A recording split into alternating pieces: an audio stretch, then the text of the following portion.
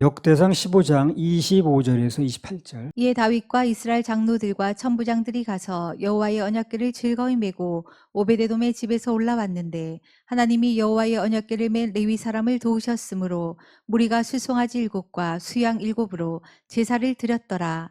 다윗과 궤를 맨 레위 사람과 노래하는 자와 그 두목 그냐냐와 모든 노래하는 자도 다 세마포 겉옷을 입었으며 다윗은 또 배 에봇을 입었고 이스라엘 무리는 크게 부르며 각과 나팔을 불며 재금을 치며 비파와 수금을 힘있게 타며 여호와의 언약궤를 메어 올렸더라. 하나님의 궤를 메었더니 하나님께서 어떻게 하셨다는 겁니까? 그 메은 사람을 도우셨다는 거예요. 이 굉장히 소망적인 얘기입니다. 그래서 하나님의 일은 어떤 것이 됐든 간에 일단 메면 그분이 그래 너 혼자 잘 맨다 알아서 해라 그렇게 하지 않습니다. 그래서 우리가 견디는 거예요. 하나님께서 반드시 하나님의 짐을 진 사람들이 누군지 진다면 반드시 도와주셔요. 그래서 그 일을 할 수 있게 해주시는, 나도 할 수 있게 해주사는 거예요. 뭐 내 힘으로 하는 게 아니고.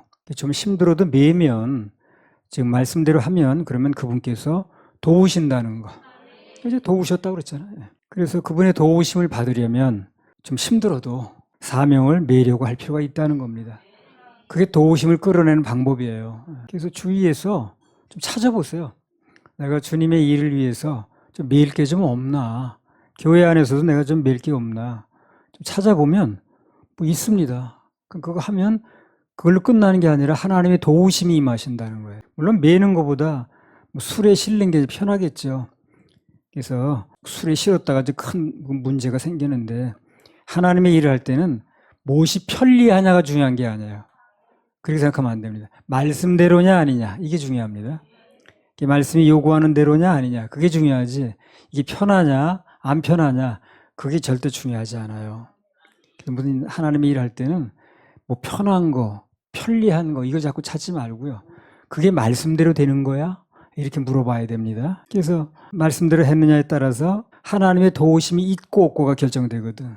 너무 쉽게 편법으로 하면 뭐 문제는 편한지 모르지만 하나님의 도우심이 없거든요. 그래서 편한 것만 너무 찾지 말고 어떻게 하는 것이 일이 되는 일이냐 또 어떻게 하는 것이 말씀대로냐 찾아서 하는 게 중요하다는 거예요. 신명기 10장 13절. 내가 오늘날 내 행복을 위하여 내게 명하는 여호와의 명령과 규례를 지킬 것이 아니냐. 말씀에 대해 전제가 뭐냐면요. 이 당시 구약만 있을 때니까 말씀에 대해 전제는 내 행복을 위해서 주셨다는 거예요. 그렇게 받아들여야 돼요. 말씀은 내게 무슨 명령이든 조금 뭘 드리라는 명령이든 짐을 좀 지라는 명령이든 어떤 것이 됐든 간에 뭘 하라 말하든 좌우지간 중요한 건 뭐냐면 내 행복을 위해서 주신 말씀이라는 거예요. 이렇게만 받아들이면 말씀에 순종하고 받아들이기가 굉장히 쉽죠. 이제 안 되는 사람은 다 그렇게 생각을 해. 저 말씀이 또 뭐 이렇게 떨어지는 거 보니까 나한테 짐을 지우시려나 보다. 뭘 또 가져가시려나 보다. 뭐 있는 걸 꼴을 못 보시네. 뭐 이렇게 생각하거든. 그렇지 않습니다. 내 행복을 위해서 내게 명하는 여호와의 명령, 규례. 이 말씀이 근본적으로 우리 행복을 위해서 주신다는 거예요. 그렇게만 받아들이면 뭐가 문제가 되겠습니까? 오늘부터 말씀을 대하는 자세는 내 행복을 위해서 주신 것이다. 이렇게 받아들이세요. 그러면 어디 가서 있든 간에 말씀은 동일한 거니까 그 말씀 받아들이면 그 말씀이 내 마음속에 들어오면 일을 하십니다. 그래서 어떤 경우에도 하나님 말씀을 앞세우고 그대로 순종하는 사람은 결국 행복하게 됩니다. 그러면 행복을 위해서 주신 말씀이니까 불행을 위해서 주신 말씀이 아니니까 이 말씀을 받아들이고 따라가는 사람은 결국 행복하게 됩니다. 말씀이 보장하셔요. 보증수표입니다. 그래서 조금 뭐가 좀 안 좋다, 좀 안 풀린다, 뭐 이렇게 생각이 되는 분들이 있다면 내가 말씀대로 했는가? 그 말씀이 무게를 좀 두었는가? 아니면 내 생각대로 했는가? 이런 물어보세요. 그러면 답이 좀 나올 수가 있습니다. 내 생각대로 한 거. 나도 살다 보면 내 생각대로 한 건 될 것처럼 보여서 했는데 문제가 생기더라고. 그러니까 말씀에 따라서 한 거는 그거 안 될 것 같은데 하고 했는데도 나중에 되더라는 거예요. 여러 번 경험했거든요. 이 말씀은 우리의 행복을 위해서 주신 것이다. 오늘 얼마나 많은 사람들이 하나님 말씀을 자꾸 내가 소원해 보는 걸로 알아서 내가 짐을 지우는 걸로 알아서 계산하는 거죠. 불순종하는 겁니다. 그래서 결론적으로 그걸로 끝나는 게 아니라 내 행복을 위해서 주신 건데 그걸 받아들이지 않으니까 그게 행복을 파괴하는 게 되는 거죠. 오늘도 어떤 말씀이 선포되든 전부 내 행복을 위해서 주신 거다. 이렇게 받아들이면요, 말씀이 잘 들어옵니다. 그리고 내게 들어온 말씀은 가만히 있지 않아요. 말씀은 살아있기 때문에 일을 하십니다. 내 속에서. 아무튼 간에 하나님께서 내게 감동 주시는 거, 또 요구하시는 거, 그런 건 형편상 환경상 무슨 일이든 간에 다 내게 유리하게 작동된다는 거. 하나님 안에서는 그렇습니다. 그럼 걱정할 게 없겠죠, 그죠? 그래서 범사에 감사라는 거예요. 우리 인생에 하나님의 말씀대로 순종해서 누군가 난 불행해졌어, 그런 분이 있으면 얘기를 해보라는 거예요. 그런 사람 없습니다. 말씀대로 하면 다 행복해집니다. 처음에 좀 약간 뭐 부딪히고 내 생각대로 안 되는 게 있을지라도 결국 지내보면 말씀대로 했더니 행복해졌네, 말씀대로 했더니 이렇게 하나님이 큰 축복을 해주셨네, 다 그렇게 끝나지, 말씀대로 했더니 다 난 망했다는 둥, 길거리에 내 앉게 됐다는 둥, 그런 사람은 나오지 않아요. 왜? 그런 사람이 나오게 되면 하나님의 영광이 가려지잖아요. 그렇죠? 그렇게는 만들지 않는 거예요, 하나님께서. 반드시 하나님 말씀에 순종하게 되면 행복하게 됩니다. 그래서 어떤 형태로든 지금 뭔가 불행을 겪고 있다고 그런다면 그게 원인과 뿌리는 뭐냐면 말씀대로 안 한 겁니다. 그 사람이. 말씀이 불순종한 거예요. 자기 생각을 섞든가. 그래서 이러는 결과니까 이제라도 그걸 돌이키려면 말씀으로 돌아가면 되는 거예요. 말씀으로 돌아가는 겁니다. 예배가 좋은 게 뭡니까? 말씀이 뭐다라는 걸 얘기하는 시간이니까. 남대문 시장에서 이런 얘기하는 게 아니잖아요. 말씀은 어떤 거다, 그리고 말씀대로 하면 어떻게 된다 하는 것을 예배 중에 말씀드리니까 그 예배가 중요한 거죠. 그래서 언제든지 살다 보면 또 감동 주실 때가 있어요. 그 즉시 순종하세요. 그러면 하나님의 큰 축복의 주인공이 되는 겁니다. 할렐루야. 우리 하나님 박수 올려드려요.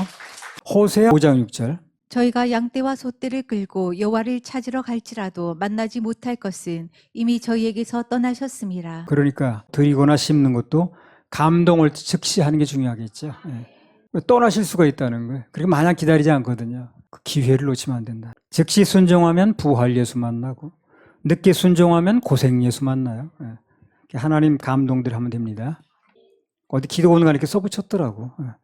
감동대로 물질 심으면 물질 거두고, 봉사하면 건강해지고, 전도하고 인도하면 하늘의 별과 같이 빛난다. 근데 또 이런 경우도 있죠. 하나님 말씀대로 순종을 했는데 뭔가 좀 안 풀릴 때가 있어요.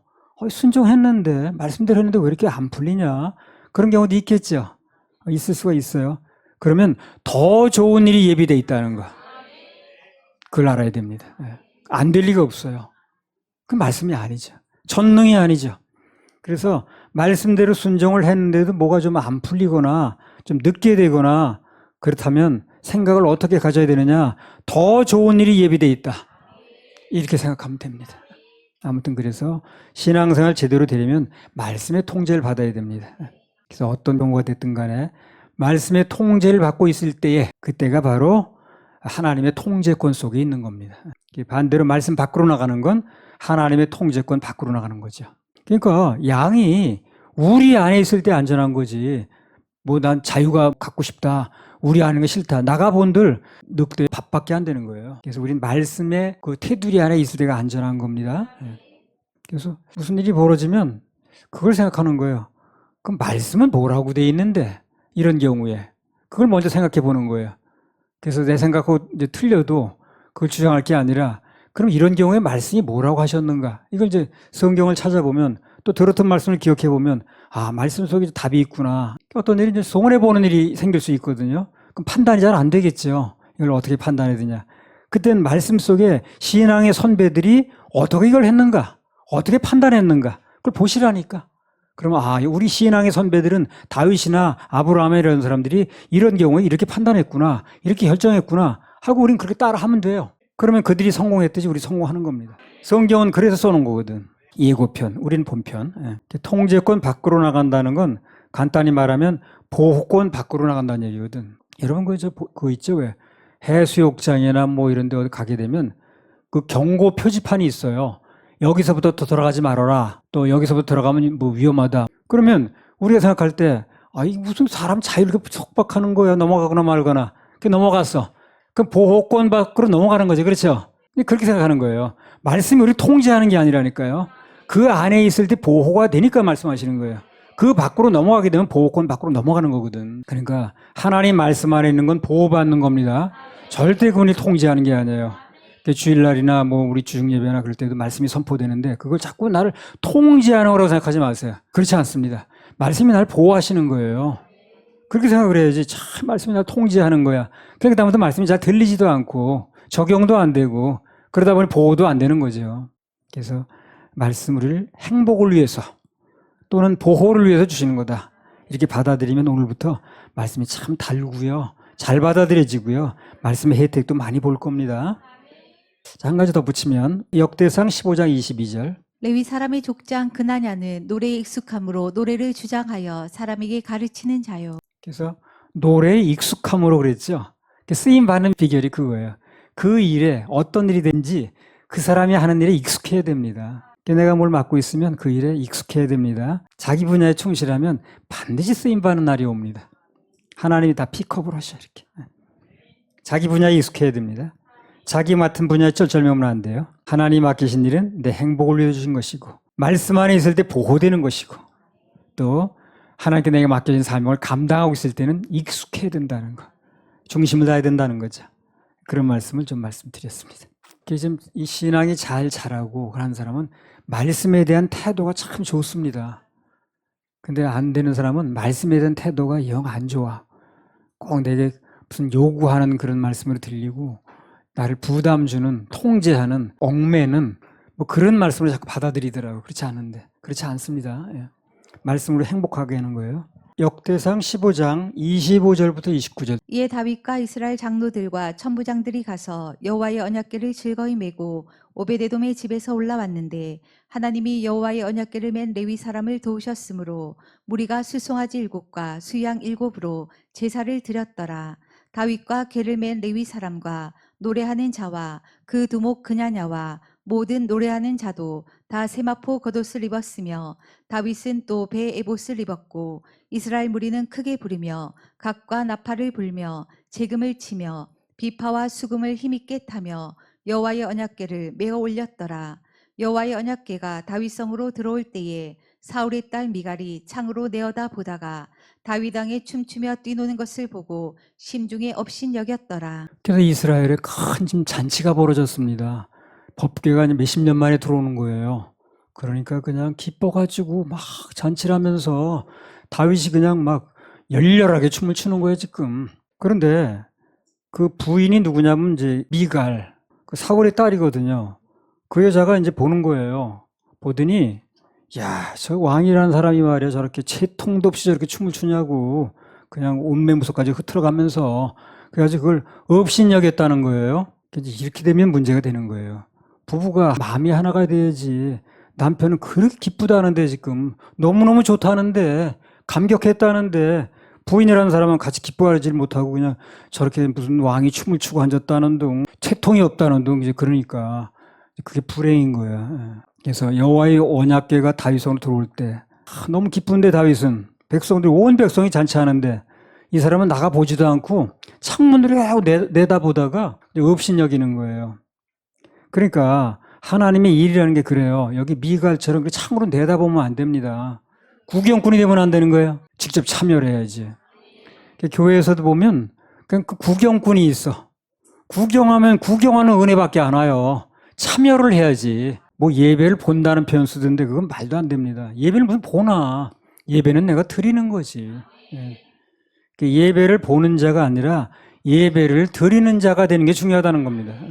그리고 이제 이 미갈처럼 자기가 직접 들어오지 않고 그냥 멀리서 그냥 관망하는 태도. 잘들 노네 정말. 그게 영 안 좋은 거예요 이제. 그래서 미갈이 어떻게 됐습니까 나중에? 행복해졌어요? 불행해졌어요? 불행해졌잖아요. 답이 나온다니까 성경에. 답이 나오니까 우리는 답을 들고 정답을 들고 오답을 찾을 필요가 없다는 거예요. 성경에 답이 없어 몰라도 그렇게 나갔던 여자가 결국 인생이 어떻게 끝나는 거 답이 나왔잖아요. 그러면 답을 알았으면 오답을 주면 안 되지. 답을 알았으면 정답을 찾아야지. 그래서 그렇게 남의 일 보듯 참여는 안 하고 판단이나 하고 그게 결국 인생을 행복하게 만들지 않는다는 겁니다. 그래서요, 그렇게 그냥 막 업신여기고 그냥 막 왕이 채통이 없다는 그러니까 그 다음에 이 그 성경에 보니까 미갈이 후손이 없이 죽었다는 거야. 왜 그랬을까? 왜 후손이 없이 죽는 거야? 그 여자가? 남편이 안 들어가는 거예요, 방에. 얼마나 미웠으면 안 들어가겠어요. 그러니까 남편이 죽은 것도 아닌데 그 방에 들어가질 않는 거예요. 그러니까 후손이 나올 수가 없는 거죠. 그러니까 그 인생이 행복해졌다는 거예요. 불행해졌다는 거예요. 불행해졌다는 겁니다. 그래서 말씀을 무시하고 그렇게 업신여기고 자기는 구개업권 노릇만 하고 하는 사람이 결국엔 인생이 그렇게 되더라는 걸 성경에 나왔어요. 그러니까 우리는 그 반대로 하면 되는 거예요. 그걸 반면교사라고 그럽니다. 반면교사. 누가 그 어떤 일을 했더니 실패하더라. 그럼 우리 그렇게 안 하면 되는 거 아닌가? 예. 그런 사람이 있더라고. 부모를 원망하는 거예요. 부모가 무슨 뭐 가정을 안 돌봤다는 둥, 무슨 뭐 부부가 맨날 뭐 어쨌다는 둥, 뭐. 난 그렇게 안 살면 되는 거예요. 부모가 이렇게 살았건 말았건. 그 마태복음 13장에 보면 길가밭 있죠. 길가밭. 예, 사도행전 20장에 유두고 같은 사람. 다 같은 얘기입니다. 다 구경꾼이야, 그 사람들이. 길가밭 쏙 들어오지 않고. 그 다음에 유두고 같은 사람은 창문에 걸터 앉아가지고 구경하는 거야. 그 사람은 어떻게 했어? 행복해졌어? 떨어져 죽었어요. 뭐 나중에 이제 바울이 다시 기적적으로 살려내긴 했습니다만. 예. 그래서 졸다가 떨어지는 사람의 대명사가 돼가지고 우리까지 알게 됐네, 그거를. 예. 그러니까 좋은 게 아니지. 나쁜 예화의 주인공이 됐으니까. 좋은 예화의 주인공이 돼야지 나쁜 예화의 주인공이 되는 게 뭐가 좋겠어요. 그러니까 그 유두고처럼 이렇게 예배를 중심으로 드리지 않고 양다리 걸치고 앉아가지고 구경하면 이제 오는 거 졸음밖에 없는 거예요. 졸다 떨어지는 거 아니야. 그래가지고 몇천 년이 지나서 우리까지 알게 됐네. 하나님의 은혜는 안으로 쏙 들어와야 은혜가 넘칩니다. 그 길가밭에 놀면 안 되는 거예요. 성막도 안 그래요? 겉에서 보면 별거 아니야 그거요. 그냥 뭐 물대지래나 뭐 그런 걸로 가죽을 씌워가지고 아무것도 아니에요 겉에서. 그래 들어갈수록 안에 들어가면 금은 보화가 그냥 아주 가득 차 있잖아요. 안으로 들어갈수록 좋은 거예요. 하나님의 일이라는 건 안으로 들어갈수록 좋습니다. 겉에서 보면 그냥 아무것도 아니야. 무슨 그냥 뭐 교회도 안 그래요? 겉에서 보면 저 뭐 하는 거야 앉아서 저 사람들이 맨날 같이 아무것도 아니야. 들어와 보세요. 들어와서 여기 젖어 보세요. 얼마나 교회가 좋은 것이고 얼마나 인생을 행복하게 하는 것이고 내 인생을 보람되게 하는 것이고 겉에서 보면 모르는 거예요. 아무튼 하나님의 일은 안으로 쏙 들어와야 됩니다. 수박 겉핥기처럼 해서는 아무것도 안 되는 거예요. 그 예배도 가능하면 난 그걸 주장하는 거예요. 가능하면 앞으로 오셔요. 예. 앞으로 나서 앉고 적극적으로 아멘하고 그게 되는 방법이라. 나도 그 전에 뭐 세미나도 가보고 했습니다만 난 뒤에 앉은 적이 없어. 무조건 앞으로 오는 거예요 그냥. 그러면 뭐 말을 한마디 더 듣는 거고. 역대상 15장 29절. 여호와의 언약궤가 다윗성으로 들어올 때에 사울의 딸 미갈이 창으로 내어다 보다가 다윗 왕이 춤추며 뛰노는 것을 보고 심중에 업신여겼더라. 미갈이 창으로 내다보다가 같이 가서 어울려야 되는데 자기 무슨 구경꾼이야 되는 것처럼 남일 보듯 하다가 창으로 내다보다가 그 춤추는 거 보니까 너무 아닌 거야. 심중에 업신여겼다는 거거든요. 그게 엄청 손해보는 거예요. 남편이 그 뒤로는 그 방에 들어가지도 않았어요. 그게 바로 마태복음 13장으로 말하면 길가밭 행동이고 사도행전으로 말하면 유두고 같은 짓이고 수박으로 말하면 겉만하는 거예요. 하나님의 은혜는 언제나 그렇습니다. 안으로 쏙 들어와야 돼요. 그래야 진가를 알게 됩니다. 성막이 그렇다고 그랬잖아요. 아까요. 안으로 들어갈수록 금은 보화가 있지만 밖에서 그런 게 안 보이거든. 하나님의 은혜는 공개된 비밀이기 때문에 안으로 들어오지 않으면 모릅니다. 들어와야 됩니다. 마음을 열어야 되고요. 그러면 알짜 은혜를 받게 됩니다. 뭐 기왕에 모두 왔으면 복을 받아야지 콧물 마시면 안 되잖아요. 마태복음 25장 21절. 그 주인이 이르되 잘하였도다 착하고 충성된 종아 내가 작은 일에 충성하였음에 내가 많은 것으로 내게 맡기리니 내 주인의 즐거움에 참여할지어다 하고. 보면 작은 일에 충성한 사람에게 주어지는 최고의 복은 최고의 상은 주인의 즐거움에 참여하는 겁니다. 우리 주님의 즐거움에 앞으로 참여하게 되는 거예요. 주님께서 구름 타고 오셔서 공중에서 우리 들림받게 되면 거기서 잔치를 하게 되는데 그게 얼마나 멋있을는지. 또 이 땅에 천년왕국이 차려지고 또 그게 끝나게 되면 영원한 새하늘과 신천지라고 그랬죠. 신천신지. 예. 요새 신천지령에 나와가지고 좀 어감이 그렇긴 합니다만 신천신지가 그 성경에 나오는 말입니다.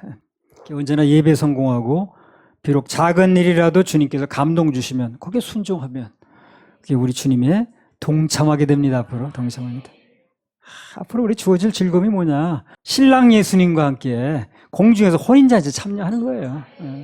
아까 얘기했잖아요. 거기는 아픔도 없고 눈물도 없고 이별도 없고 뭐 출퇴근 걱정할 필요도 없고 여기서 막 늘 눈물로 이별해야 되고 또 어떤 때는 아파야 되고 고통이 있고 그게 다 이 땅에서 끝납니다. 천국이 그래서 좋은 거예요. 교회는 여기 온 사람들이 천국 갈 수 있도록 인도하는 게 최종 목적이거든. 가장 큰 목적이거든. 근데 그거를 참 등한시하는 것 같아서 그게 내 마음이 아픈 거예요. 이 땅에서 얼마나 잘 먹고 잘 사는지 그게 중요한 게 아니고 우리 삶은 언젠가 끝나는데 누구나 막론하고 그 뒤에 한 번 죽는 것은 사람에게 정하신 것이요. 그 후에는 심판이 있으리니. 그게 어떻게 심판을 받고 어디로 가느냐 이걸 여기서 결정해 줘야 되거든. 결정해야 됩니다. 생명 있는 동안에. 그걸 좀 등한시한다는 거 교회가 다 그런 건 알겠습니다. 그게 나는 참 마음이 아픕니다. 역대상 15장 29절. 여호와의 언약궤가 다윗성으로 들어올 때에 사울의 딸 미갈이 창으로 내어다 보다가 다윗 왕이 춤추며 뛰노는 것을 보고 심중에 업신여겼더라. 자, 그런 의미에서 볼 때 여기 미갈이 불찰이 뭐냐. 신부로서 신랑의 즐거움에 동참을 못하는 거예요. 이 사람이. 불행이죠. 불행입니다. 신랑이 즐겁다는데 왜 동참을 해야지 신부가. 그걸 동참 못하는 게 그 불행 아닌가. 그래서 우리 신랑은 예수 그리스도, 교회는 신부입니다.